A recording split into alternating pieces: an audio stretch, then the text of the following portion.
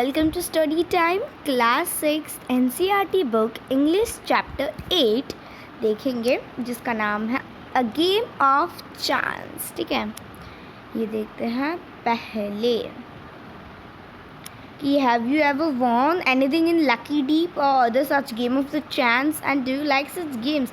कि आपने कभी ऐसी गेम जीती है जो लक के हिसाब से चलती हो, जिसमें आपको गेम खेलने का चांस मिलता हो या उसमें आपको कोई प्राइज़ मिलने का चांस हो, ऐसी आपने कभी गेम जीती है वॉन।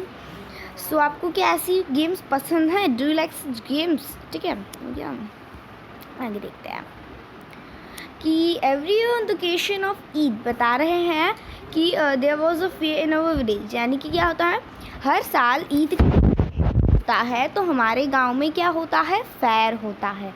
फेयर का मतलब होता है कि मेला।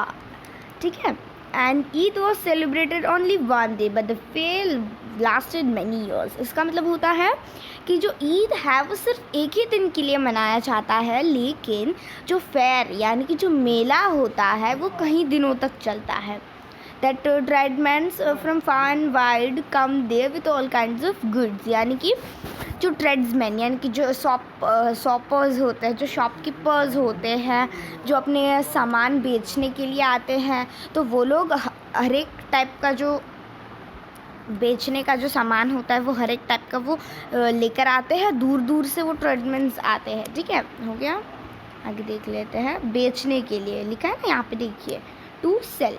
You could buy anything from a small pint big buffalo. आपको वहाँ पे छोटी से लेकर बड़ी चीज़ तक का सारी चीज़ें आपको वहाँ पे मिल जाती हैं। यानी कि छोटी सुई से लेकर बड़ी भैंस तक आपको वहाँ पे सभी चीज़ें आपको मिल जाती है। Uncle took me to the fair. यानी कि जो अंकल थे, जो नैरेटर है यानी कि जो राइटर हैं, वो एक छोटा सा बॉय है। ठीक है, उसके जो अंकल है वो उसे मेले में लेकर जा रहे हैं। एंड भैया वो worked for us at home. यानी कि कैम विद अस, यानी कि जो भैया हमारे घर में काम करते हैं वो भी हमारे साथ आए थे। And there was a big crowd at the fair and uncle was leading us through the crowd when he meet few of his friends and they wanted him to spend some times with them।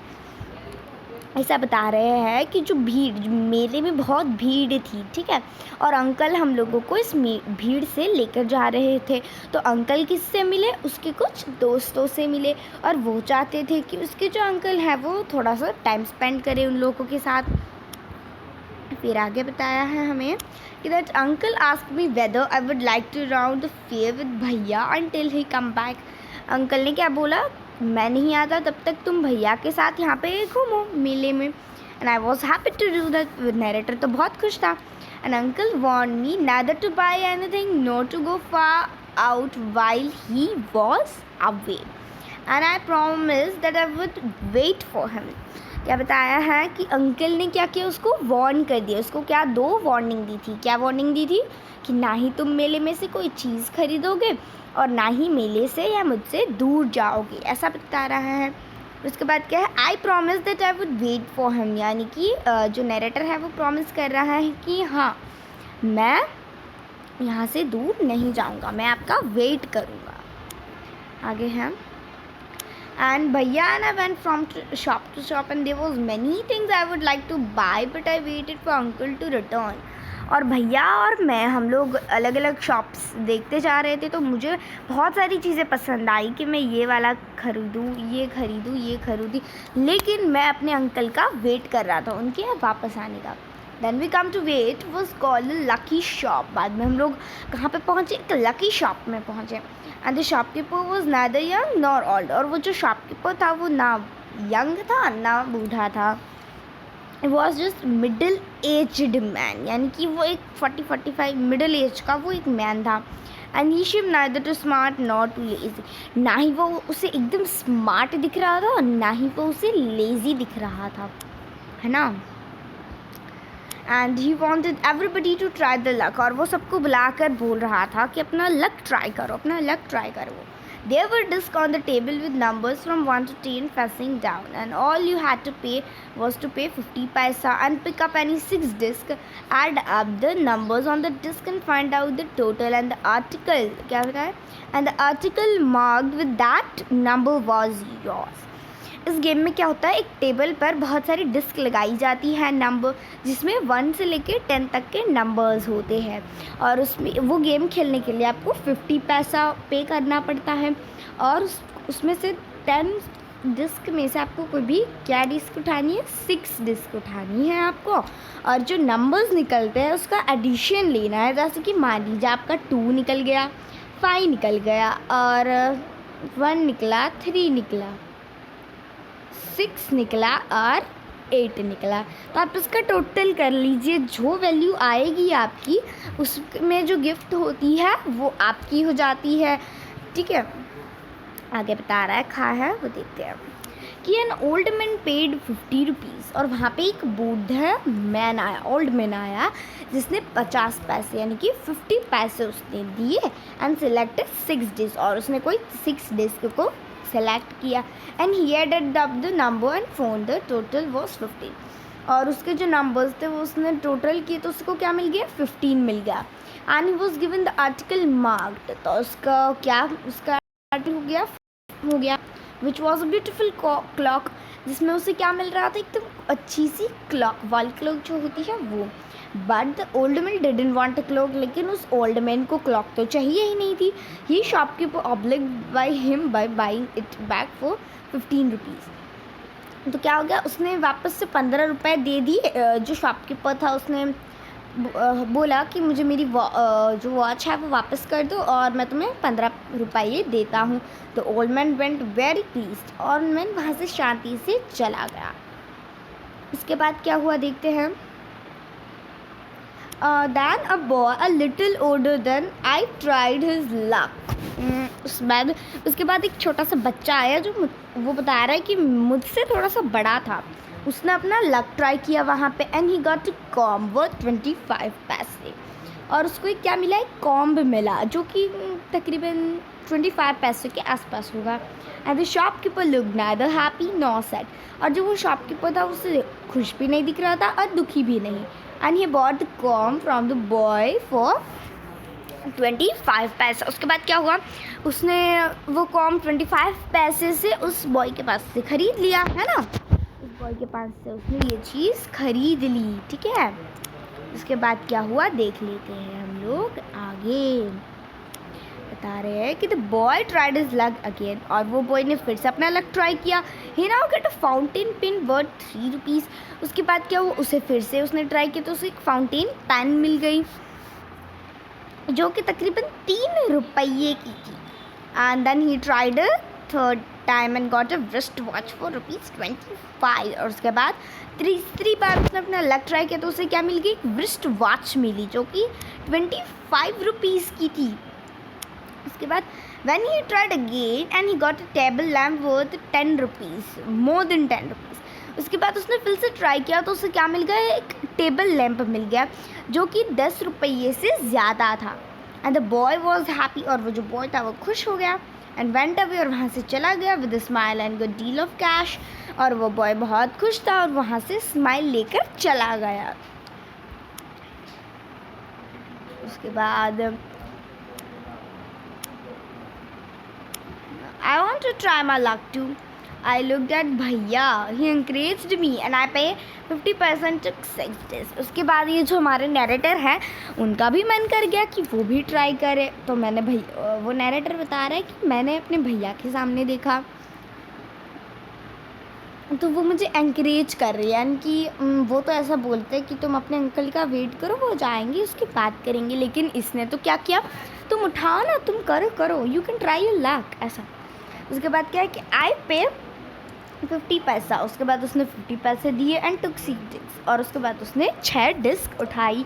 But my luck was not too good, और उसका जो luck था वो बिल्कुल अच्छा नहीं था, क्योंकि उसे क्या मिली, उसे सिर्फ 2 पेंसिल मिली। And the shopkeeper bought from 25 paisa, और उससे शॉपकीपर ने 25 पैसा कर ले लिया।